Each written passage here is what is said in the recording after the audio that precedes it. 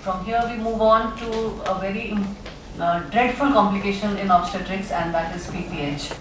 The time from the onset of PPH, an average time from onset of PPH to maternal death is 2 hours only, as against APH, which is about 10 hours. So to revise our management of PPH, we have prepared a PPH drill. It is an effort, an interdisciplinary effort of the Department of Gynae and Anesthesia and Transfusion Medicine, which shows that even the management of PPH is also, as it is an interdisciplinary approach. And we have from Department of Gynae, Dr. Rashmi and Dr. Sujata and her team. From the Department of Anesthesia and Intensive Care, we have Dr. Kajal, Dr. Nidhi and their team. And from the Department of Transfusion Medicine, we have Dr. Ratiram and his team. So I would now like to invite Dr. Rashmi to please go ahead. They have put in a lot of effort to bring this drill, and I hope. Hemorrhage is the Achilles heel of every obstetrician, and I'm sure most of us will remember at least one or maybe if not more episodes when we faced this and we were overpowered by it. So those are the low points of your career, and however, postpartum hemorrhage is something which will occur or which can occur following any delivery, and we must be all prepared to manage it in a way which is best possible. So with this comment, I would just say that I have tried to put forward data from evidence as well as from existing protocols, and no postpartum hemorrhage can be managed without a team approach which involves the anesthesiologist, obstetrician and the transfusion medicine department. And together we have tried to put up something and we'll run over them soon. It's a lengthy thing. We have a session regarding the prevention of postpartum hemorrhage, regarding the management and then various scenarios when it keeps on becoming worse after this thing. So PPH is a common and serious condition, and we have to predict postpartum hemorrhage, then we have to prevent it, and we have to handle it. These are the 4 T's. The very familiar, in fact there are lots of videos available on the net regarding postpartum hemorrhage management, and they're very good ones, some of them by Figo and various, and some we have picked up to show you, but if you would like to go back and see, there is a lot of data available. And the 4 T's to be looked after, to be thought about. Why is the postpartum hemorrhage occurring? Is it because of tone? Is it because of trauma? Is it because of tissue, retained tissue? Or is it because of coagulopathy? And tone happens to be the main factor in most conditions, followed by trauma in 20%, followed by tissue, and followed by coagulopathy. Coagulopathy will set in any PPH which is not controlled. I've divided this presentation in these 7 scenarios. First, where I talk about prevention, then diagnosis, then scenario 1, PPH occurring after vaginal delivery. We have kept a model, a mannequin on the table, this podium, and after some steps we'll try to show you as to what is the scene which will be like. Scenario 2 will be PPH in time of cesarean section, with a special mention on anticipating it when you suspect it is placenta. Scenario 3 will be how to transport a patient with PPH, and 4 will be how to receive a patient referred with PPH, and then lastly basic life support will also be demonstrated on the mannequin by our anesthesia team. So prevention of postpartum hemorrhage, we have to anticipate it in all women, but more often in some, because half the number of postpartum hemorrhage will occur in women without any risk factors. Still, I have listed the risk factors like anemia, malnutrition, coagulation disorders, grand multiplicity, previous postpartum hemorrhage, overdistended uterus in the antenatal history and findings, and during labor, use of oxytocin, prolonged labor, chorioamnionitis, failed induction, instrumental delivery, use of magsulfate, acidosis, hepatitis, HELLP syndrome. This will not be a complete list, but these are picked up as they were the more commonly available. So wherever you have to anticipate in all, but wherever you are going to have risk factors, be more prepared. And how can we be more prepared in them? These are the women where blood can be arranged beforehand. They can undergo an antibody screen, which Dr. R.R. Sharma will explain to you how it helps. And they can be delivered with an intravenous fluid running. So coming to prevention, after we can predict that they are the women, we have to prevent it. Postpartum hemorrhage, we all know, has been defined as a blood loss of more than 500 ml at time of vaginal delivery or 1 liter at time of C-section. These are the general guidelines. Women who are already compromised, who do not have reserves, are likely to have problems with lesser amount of blood loss, which will include women who are anemic or women who have a decreased intravascular volume like severe preeclampsia. So active management of the third stage of labor is going to prevent many of cases of postpartum hemorrhage, and while making the slides I realized that even this is something which has to be taught formally, discussed and followed in a good manner so that we can get it is done in the correct way.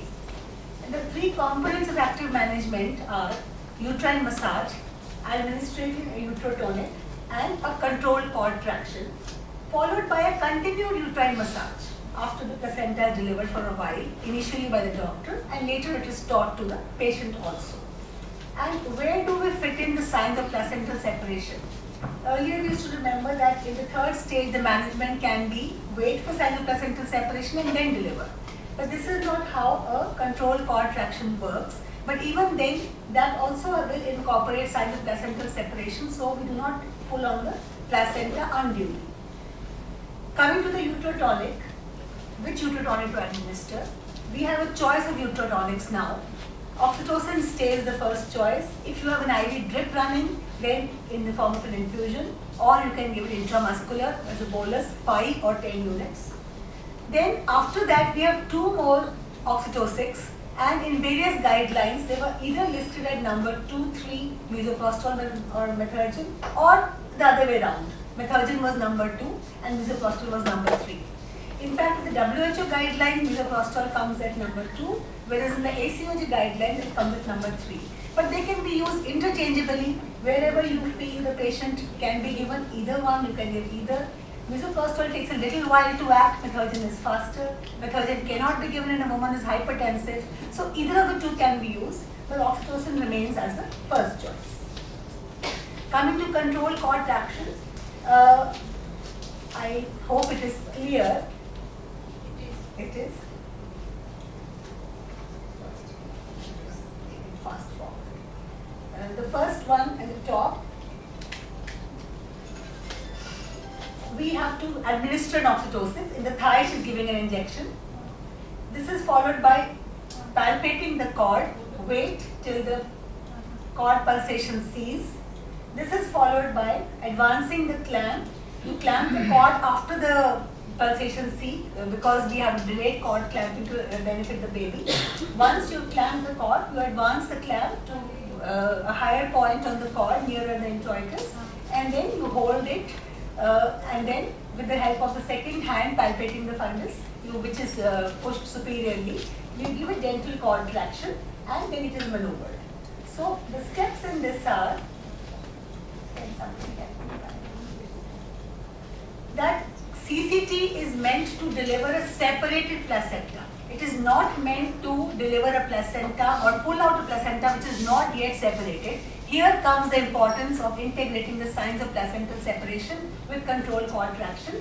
So once the cord pulsation has ceased, we have to apply traction only during the uterine contraction in a steady traction during contraction. That is the key word for it, in a downward direction.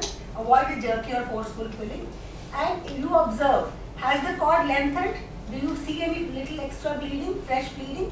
These are the signs of placental separation. If you do not occur, wait for a while and wait for the next contraction to come and then proceed with CCT. So it may not come in the first go, it may come in the second go or third go. That is how it has to be performed. And after we deliver the placenta or before delivering the placenta, either of the two conditions, once all the amniotic fluid has drained, this is a very useful method to measure the blood objectively, how much is she bleeding, and this is how this will be shown to you on the mannequin now. The correct performance of the third stage, the active management third stage of labor. The active management of third stage of labor. This is our patient, this is M. And I'm just taking a delivery in the labor room.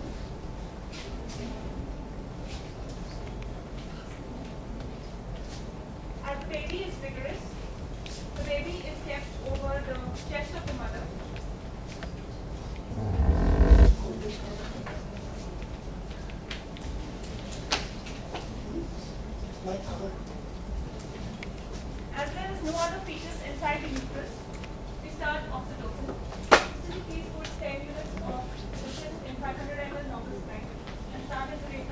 40 drops per minute. This side has started. Now we wait for another 2 to 3 minutes. Then we feel, or we can feel the cord pulsations. If they are absent and they have ceased, now is the time that we clamp the cord, cut it, and hand over the baby. In this case, I'm not cutting the cord because it will just spoil the mannequin. Now the next step is control cord traction. In this procedure, my left hand is placed on the suprapubic area, and with my right hand, I hold the cord. I hold the clamp with one finger on either side of the cord. Feel for the contraction of the uterus. Only during the contraction of the uterus do we do controlled cord traction. When the contraction appears, the left hand stabilizes the uterus and pushes it superiorly, while with my right hand, I'm pulling on the cord in a downward direction. If the signs of placental separation are not seen, then we only give traction for 30-40 seconds till the contraction remains. As the contraction wanes off, the traction is again, we don't give any more traction. Wait for the next contraction and repeat the same procedure.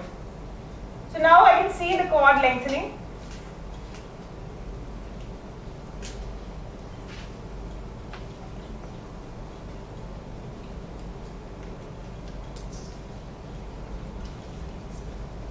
And the placenta is at the introitus. At this point of time, I lift the hand, my left hand, from the abdomen, and with both my hands, hold the placenta and gently twist it to remove the placenta and the membranes completely.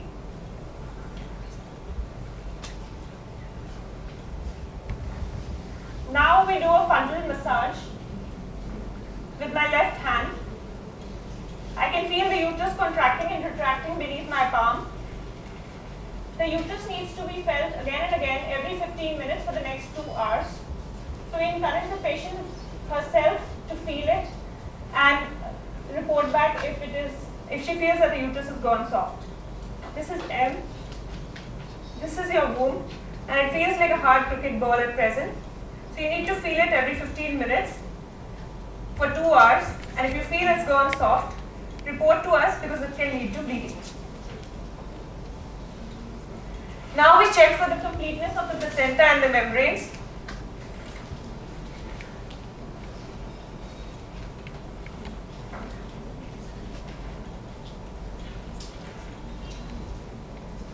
It seems to be complete. We also look for any other lacerations or any other bleeding. And if everything seems to be fine, this is them, everything seems to be fine. So I will encourage you to feed your baby as soon as you feel comfortable. But it definitely, in all conditions if available, it will be helpful, because that has got a conical receptacle which is going to collect all the blood, and you can objectively measure it and say when you are crossing 200, 300, 400, approaching 500, you know it is time to watch further and take action. So diagnosis of PPH, assessment of blood loss, we have to be objective. Time and again, everywhere it is mentioned that blood loss is always underestimated, and whatever you think it is, more the hemorrhage, more the underestimate. Because maybe you do not want to kind of accept that she has lost so much blood or whatever it is, but blood loss is always underestimated. So we have to measure the volume in a brass bead drape, which has got markings on it, a conical receptacle, a sterile thing put under the patient and get. Yes, yes. This is a drape, and in the next one you will have it hanging. We will show it to you properly in the next one as to how it helps us to diagnose people. The patient clothes, the pads, the cloths, gauze pieces and sponges.